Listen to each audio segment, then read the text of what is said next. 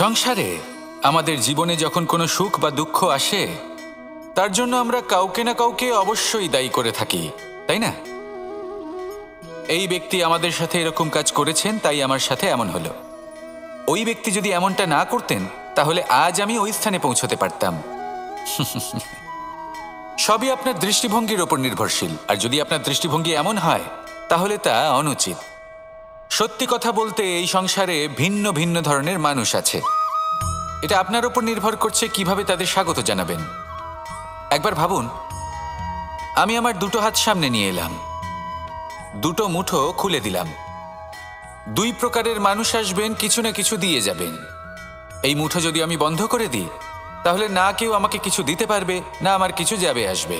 নিশ্চয়ই বুঝতে পারছেন এই দুই ধরনের ব্যক্তি কারা এবং তারা কি দিয়ে যান। আমি যদি নিজের মুঠো খুলে দিই তাহলে কিছু ভালো মানুষ আসবেন, আমাকে আনন্দ, সন্তুষ্টি, জ্ঞান প্রদান করে যাবেন, ভালো অভিজ্ঞতা দিয়ে যাবেন। কোনো খারাপ ব্যক্তি যদি আসেন তাহলে তিনিও খারাপ অভিজ্ঞতা দেবেন, যার থেকে আমি শিক্ষা লাভ করব। এই সব কিছু আমি লাভ করতে পারি। মুঠো যদি বন্ধ করে রাখি তাহলে আমি কিছুই পাবো না। দেখুন, এই সংসারে প্রত্যেকের জীবনে এইরকম।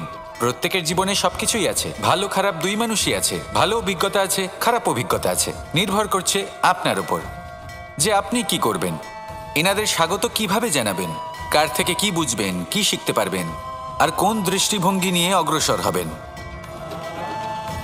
এটাই নির্ধারণ করবে যে আপনার জীবন কেমন হবে। আসুন আমার সাথে ভালোবেসে বলুন, রাধা রাধা। জীবনে যখন কোনো ব্যক্তি নিজের লক্ষ্য প্রাপ্তির জন্য নিরন্তর পরিশ্রম করতে থাকেন, চেষ্টা করতে থাকেন, তখন তিনি কষ্ট অনুভব করেন।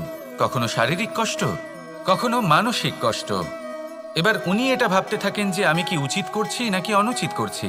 কারণ অন্যদিকে এমন একজন ব্যক্তিও আছেন যিনি একদমই পরিশ্রম, চেষ্টা করছেন না। তিনি মদিরা পান করেন, বিলাসিতায় জীবন কাটান, অলস প্রকৃতির হয়ে ওঠেন, নিদ্রাতে বিলীন হয়ে থাকেন আর ভাবেন যে তিনি সুখ লাভ করছেন। কিন্তু এরকম কেন হয়? কারণ যখন আমরা সৎ পথে থাকি, উচিত পথে চলি, লক্ষ্য প্রাপ্ত করার জন্য চেষ্টা করতে থাকি, তখন আমাদের ভেতরে থাকা নেতিবাচক শক্তি এবং পাপ এই দেহকে ত্যাগ করে দেয়। আর এই অনুভূতিটাই আমাদের দুঃখের অনুভূতি দেয়, কষ্ট দেয়।